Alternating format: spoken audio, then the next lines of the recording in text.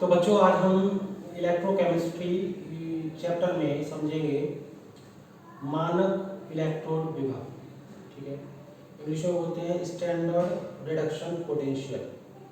ठीक है, तो क्या है मानक इलेक्ट्रोड विभव? इंग्लिश में बोलेंगे standard reduction potential, short form बोलते हैं SRP। ठीक है, तो हम SRP को समझने की कोशिश करेंगे इस लेक्चर में। क्या होता है तो उसको समझने के लिए कुछ बेसिक चीज़ें हमको पता होना चाहिए, तब हम उसका समझेंगे। जैसे जो मानक इलेक्ट्रोड विभव निकाला गया था वो शी के रेस्पेक्ट में निकाला गया था। अब शी क्या होती है या इलेक्ट्रोड्स क्या होता है, ऐसा ये मैं बता चुका पिछले लेक्चर में, फिर भी क्योंकि यहाँ पर इनकी जरूरत पड़ेगी तो मैं एक बार फटाफट इसका रिवाइज करा दे रहा हूँ, ताकि जो भी इस लेक्चर को देखें वो तुरंत इसी से लिंक हो जाए अपने लेक्चर से। तो सबसे पहले मानक इलेक्ट्रोड विभव, मानक शब्द आ रहा है तो मानक का मतलब होता है हम स्टैंडर्ड कंडीशंस होती है। स्टैंडर्ड कंडीशंस इसमें क्या मानेंगे, जैसे टेम्परेचर जो है वो 298 केल्विन रखा गया। ठीक है, मानक कंडीशंस में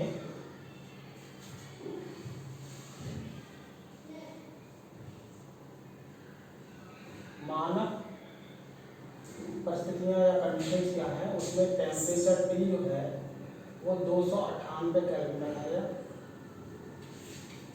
ताप 298 केल्विन रखा गया, दाब 1 atm, दाब 1 वायुमंडलीय दाब रखा गया, और कंसंट्रेशन सांद्रता 1 m रखी है। ठीक है, और इसको निकाला गया है इनके इलेक्ट्रोड्स को किसके साथ, शी के साथ। शी क्या है, मानक हाइड्रोजन इलेक्ट्रोड।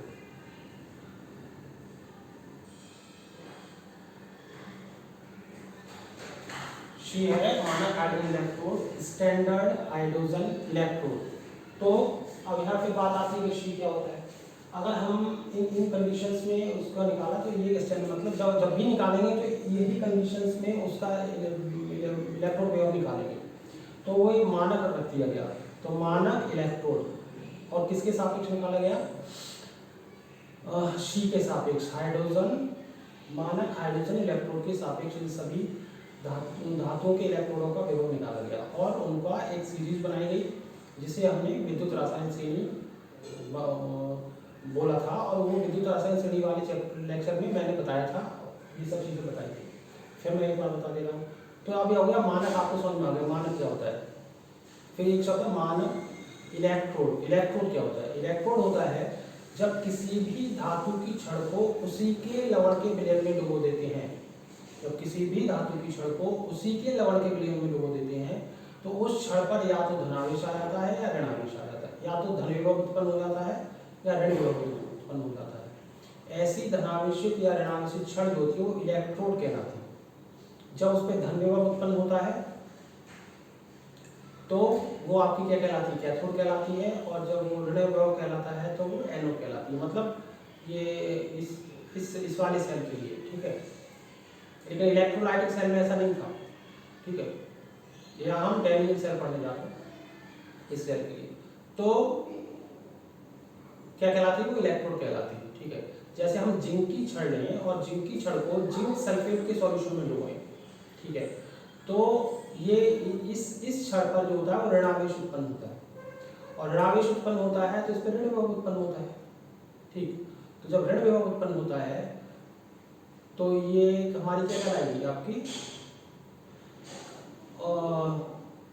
यहाँ पे क्या होगा, ये एनोड कहलाएगा। एनोड की और कैथोड की पहचान मैंने ये बताई थी।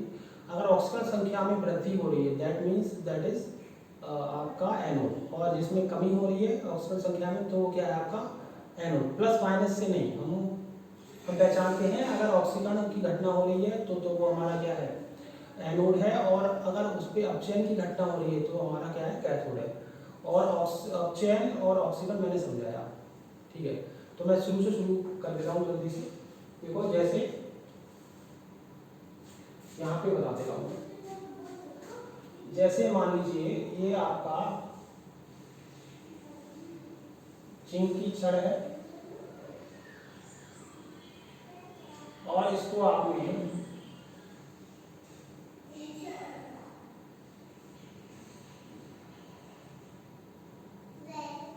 जिंक सल्फेट के सॉल्यूशन में डुबो दिया। अब आप इसको जिंक सल्फेट के सॉल्यूशन में डुबो रहे हो तो ये जिंक आयन और सल्फेट आयन में टूट जाएगा। तो जैसे ही आपने इसको इसके मतलब विलयन में डुबोया तो इस छड़ पर ऋण विभव उत्पन्न हो गया। ठीक है, ऋण विभव उत्पन्न हो गया, दैट मीन्स इस पर ऋण विभव आ गया। ठीक, तो ये जो छड़ है ये हमारी क्या कहलाती है, इलेक्ट्रोड कहलाती है।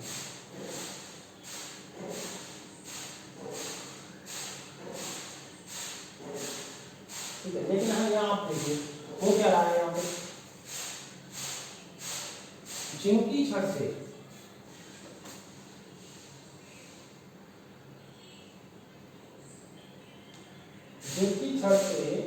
जिंक आयन निकलकर विलयन में आ रहा है और इलेक्ट्रॉन्स को कहाँ छोड़ जा रहे हैं, छड़ पे। ठीक है, तो जब ये विलयन में आ रहे हैं और जिंक आयन बना रहे हैं और 2 इलेक्ट्रॉन का त्याग कर रहे हैं, तो आप देखो जरा पहचान, एनोड की कैथोड की पहचान मैंने बताई। अगर ऑक्सीजन संख्या में वृद्धि हो रही है तो वो एनोड है, और अगर नहीं कम हो रही है तो वो क्या कैथोड है। तो यहाँ देखो इसकी ऑक्सीजन संख्या कितनी है, 0 से कितनी हो रही है, +2।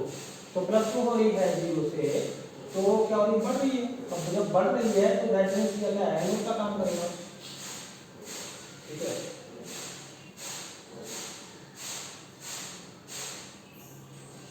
एंड यहाँ पर देखिए अगर ऐसा ही सेम एक हम कॉपर की छड़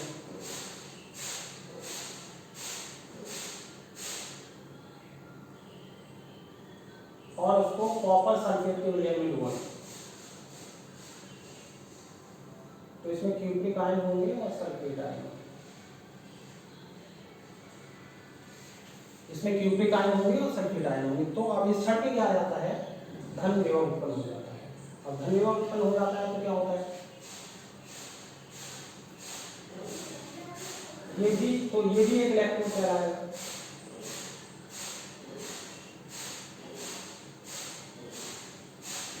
लेकिन ये काम किसकी तरह करेगा, कैथोडिक और एनोडिक का हम देख लेते हैं। इसमें से क्या होता है, इसमें से क्यूप्रिक आयन छड़ पर जाने लगते हैं। ठीक है, अब क्यूप्रिक आयन छड़ पर जाने लगते हैं तो क्यूप्रिक आयन, अब छड़ किसकी है, कॉपर की, तो क्यूप्रिक आयंस को कॉपर में बदलने के लिए इलेक्ट्रॉन्स ग्रहण करना पड़ेगा। तो क्यूप्रिक आयंस जो है वो 2 इलेक्ट्रॉन्स को ग्रहण करेंगे और किसमें बदल जाएंगे, कॉपर। ठीक है, अब देखिए अब ये जब कॉपर में बदल रहे हैं तो यहाँ देखिए 2 से 0 हो रही है, +2 से 0 हो रही है, दैट मींस ऑक्सीजन संख्या घट रही है। इसका मतलब ये किसकी तरह काम करेगा, कैथोड।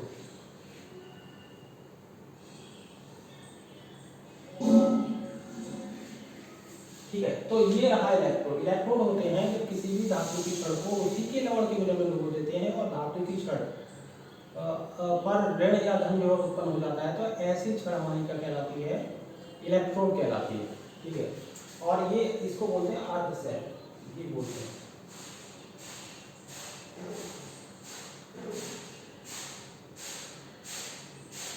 ये अपने आप में एक अर्ध सेल है।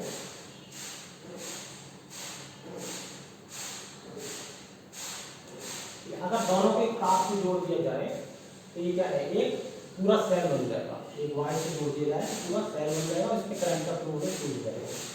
तो मान लीजिए हम जोड़ देते हैं,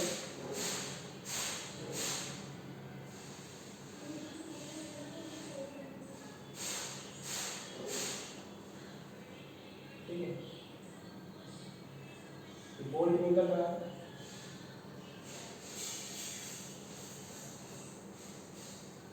तो अब ये पूरा सेल हो गया। और अगर इसमें एक साल पुलिस से जोड़ दिया जाए,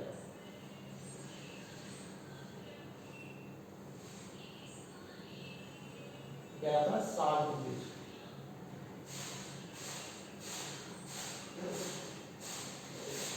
ब्रिज का क्या काम होता है,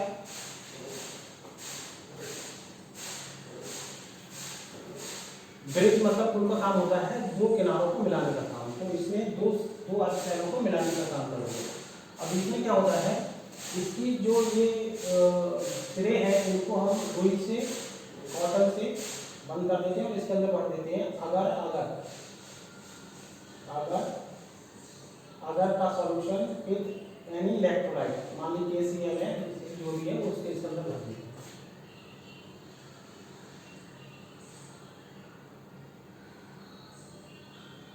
तो ये आपका पूरा सेल बन गया, ठीक है, ये सेल है। अब इसकी जरूरत पड़ेगी इसमें समझाने के लिए, इसलिए मैंने आपको बता दिया। अब है क्या, ये तो सेल हो गया। अब ये जो इलेक्ट्रोड से बना था, अब इस सेल को रिप्रेजेंट करते हैं हम, इस वाले इसी सेल को रिप्रेजेंट करना है तो पहले एनोड को लिखते हैं, ठीक है, कॉपर। ये दो सेल्स के बीच में इस तरीके से कराएं, फिर ये सिलिकॉन एंड कॉपर, ठीक है। या तो आप ये डायग्राम बना लो तो भी ये सेल को रिप्रेजेंट कर रहा है, और अगर आप इतना लिख रहे हो तो भी ये इस सेल को रिप्रेजेंट कर रहा है, ठीक है। लिखने में एनोड पहले लिखा जाता है, कैथोड बाद में लिखा जाता है, ठीक। तो अब इसका भी जरूरत पड़ेगी, इसलिए मैंने यही समझा दिया। ये जब नहीं जुड़े थे तो ये इलेक्ट्रोड्स थे, ये भी इलेक्ट्रोड था। अभी ये हमने इसको, ये सेल को रिप्रेजेंट करने का तरीका है, कैसे रिप्रेजेंट किया जाता है, ये है निरूपित करने का तरीका।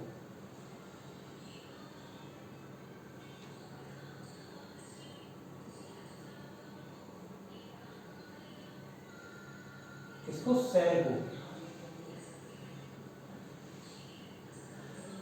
तो सेल को हम किसी भी सेल को इस तरीके से निरूपित करते हैं। अगर सेल का, अब इतना बड़ा सेल का डायग्राम बार बार थोड़ी बनाएंगे, न्यूमेरिकल आएगा तो उसमें न्यूमेरिकल में सेल का डायग्राम थोड़ी बनाया जाएगा, तो उसको रिप्रेजेंट करने का साइंटिस्टों ने तरीका निकाला इस तरीके से।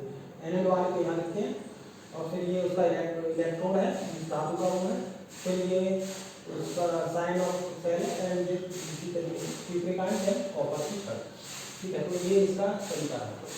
अब यहाँ पर बात आई, जैसे आपने इलेक्ट्रोड बना लिया, जब ये नहीं जुड़े थे, जब ये नहीं जुड़े थे, ये मान लो जो इनका इलेक्ट्रोड है वो आपका कॉपर का इलेक्ट्रोड है, ठीक है। तो उन पर जो विभव उत्पन्न हुआ उसको कितना विभव उत्पन्न हुआ, ठीक है, तो हम कैसे नापें, तो हमको फिर साइंटिस्टों को, अच्छा जैसे किसी क्लास में हमको ये तय करना है ये बच्चा फर्स्ट क्लास है, सेकंड क्लास है, और उस बच्चे में एक ही बच्चा हो, क्लास में एक ही बच्चा हो, उसका आप टेस्ट लो, तो आप उसको फर्स्ट सेकंड कैसे डिसाइड करोगे, नहीं कर सकते। तो कम से कम क्लास में 2 बच्चे होने चाहिए, अगर फर्स्ट सेकंड डिसाइड करना है, फर्स्ट सेकंड थर्ड डिसाइड करना तो 3 बच्चे होने चाहिए। तो कहने का मतलब है कि तुलना करने के लिए कोई ना कोई चीज़ होनी चाहिए, तभी आप उसको तुलनात्मक रूप से बता सकते हो ये फर्स्ट है, ये सेकंड है, थर्ड है, ठीक है। आप वैसे नहीं बता सकते, या किसी रेस में किसी को दौड़ा रहे हो। तो अब इसके लिए क्या करना पड़ेगा, हमको एक अदर सेल, ऐसा सेल चाहिए, एक ऐसा सेल चाहिए जो कैसा होना चाहिए, जब हमारा ये ऋण के साथ लगे तो वो धन की तरह काम करे, और धन के साथ लगे तो वो ऋण की तरह काम करे, ठीक है। तब वैज्ञानिकों ने एक सेल का निरूपण किया, बनाया, उसका नाम रखा गया मानक हाइड्रोजन इलेक्ट्रोड, जिसको मैं शी बोलता हूँ, या शॉर्ट फॉर्म में जिसे शी बोला जाता है, ठीक है। तो मानक हाइड्रोजन इलेक्ट्रोड या शी क्या है, ठीक है, वो भी समझ लीजिए। तो शी है आपका, उन्होंने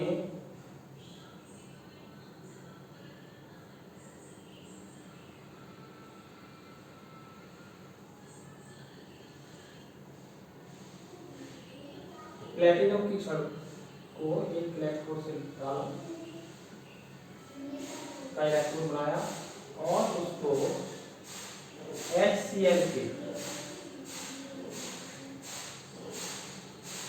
HCl का 1 मोलर सांद्रता का सॉल्यूशन लिया, और इसमें हाइड्रोजन गैस प्राप्त की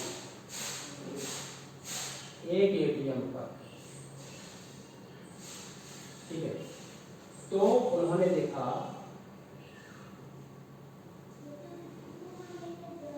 कि ये इस तरीके से जो निरूपण करके जो हमको मिला वो हमारा क्या मिला, हाइड्रोजन इलेक्ट्रोड है, मतलब शी है, ये स्टैंडर्ड हाइड्रोजन इलेक्ट्रोड, ठीक है।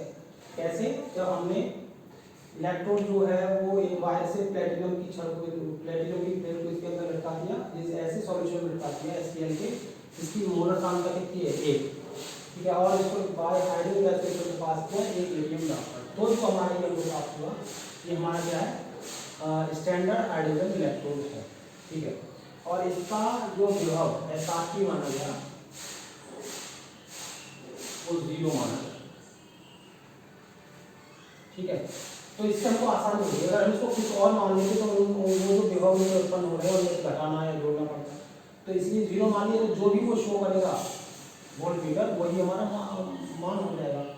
ठीक है, तो हमने अब क्या किया, अब मान लो जिंक का ये इलेक्ट्रोड है, तो जिंक के इलेक्ट्रोड को एक वायर से यहाँ से जोड़ दिया, इसको अगर ये अलग हो जाए तो वो तो एक सेल है मान लीजिए। तो अब जब हमने स्टैंडर्ड इसको निकाला तो हमेशा उन्होंने साइंटिस्ट ने इनको लेफ्ट से प्रकाश इनको, और जिस सेल का निकालना है इसके रेस्पेक्ट में उसको यहाँ रखा राइट। अब मान लो हमको जिंक का ही निकालना है, तो जिंक लिया,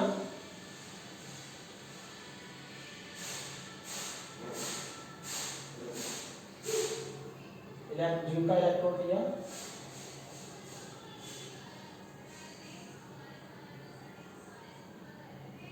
ठीक है, और इसको इसके साथ जोड़ दिया और यहाँ पर वोल्टमीटर लगा दिया।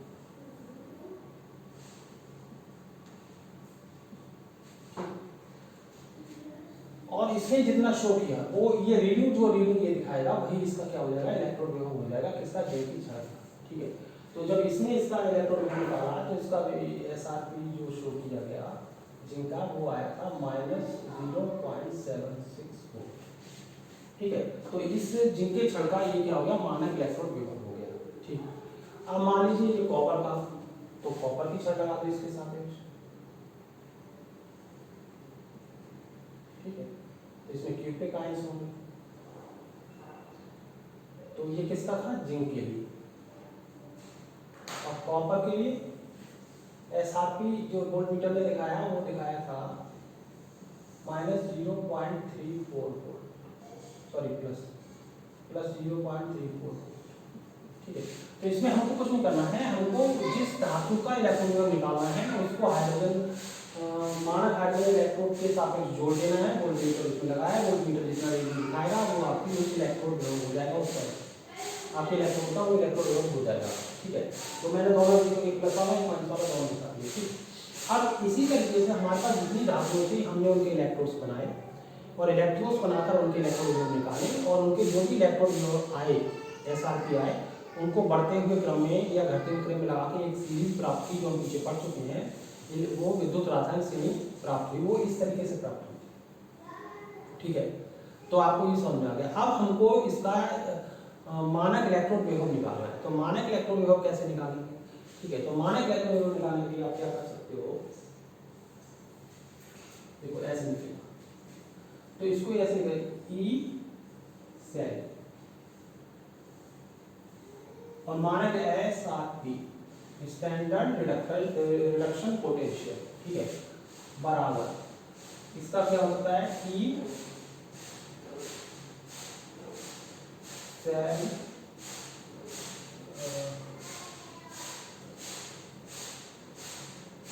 ESRP इसका कैथोड का -ESRP N। तो आपका इस तरीके से आपका इलेक्ट्रोड विभव इसमें आपको मिल जाएगा। ठीक, अगर आप ऐसा नहीं लिखना चाहते तो इसको ऐसे भी लिख सकते हो, ई सेल और नॉट। अगर नॉट लगा हुआ है तो आपकी ये स्टैंडर्ड कंडीशंस में है। हम क्या सीख रहे हैं, मानक इलेक्ट्रोड विभव निकालना सीखो। ठीक है, standard reduction potential SRP show करते हैं। तो हम अगर ई नॉट लगा हुआ तो स्टैंडर्ड कंडीशंस में निकाला, और स्टैंडर्ड कंडीशंस हमारी क्या है, टेम्परेचर हमारा 298 है केल्विन, प्रेशर हमारा 1 atm है, कंसंट्रेशन हमारी 1 m है। ठीक है, तो अब कैसे निकालेंगे, अब इसको निकाल सकते हो, ई नॉट